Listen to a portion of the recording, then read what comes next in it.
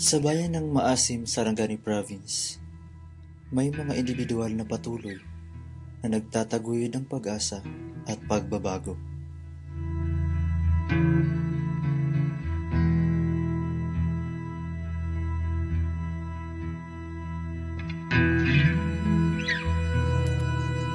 Sa simpleng kusina ni Miss Nathy, hindi lamang pagkain ang inihahanda niya, kundi ang pag-asang magdadala ng buong pamilya sa panibagong araw.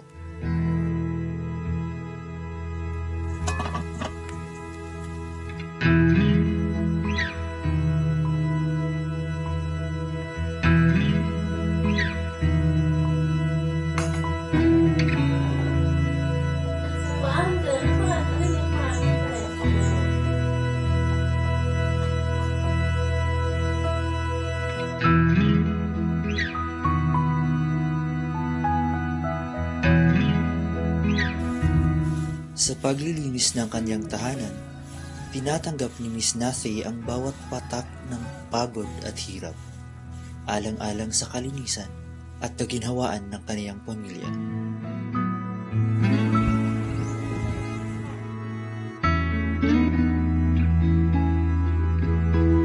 Sa bawat hakbang, tila may bagong pag-asa na sumisilip sa mga matang nagmamahal sa kapwa at sa bayan. To the office, the association. Dato ko rin office ni the association.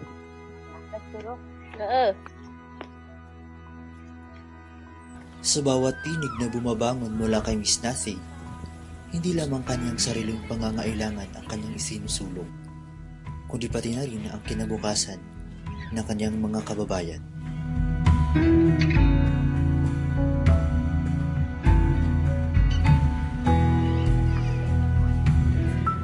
Ayaw na lang tapangkulo sa mga magkuha na 200 pieces.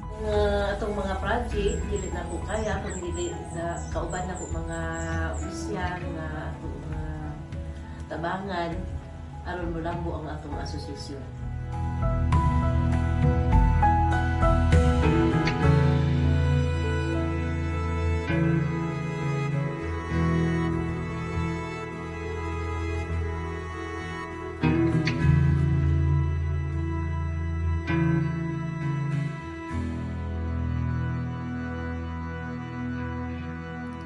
Sa gitna ng maisan, tila bumabalot ang bawat butil ng mais ng pangako sa pagbabago na isinasagawa ng mga kamay na hindi nag-aatubiling kumilos.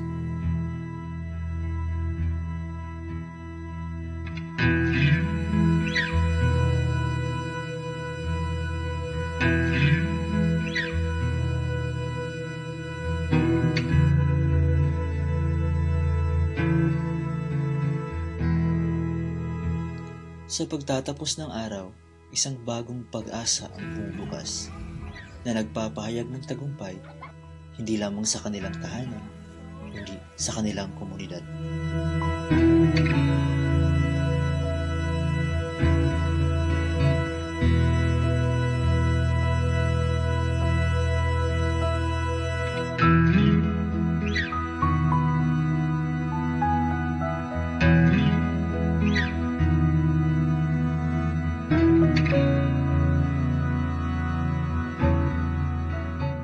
Sa lipunang patas sa bagong Pilipinas, ang kakayahan ng kababaihan ay patutunayan.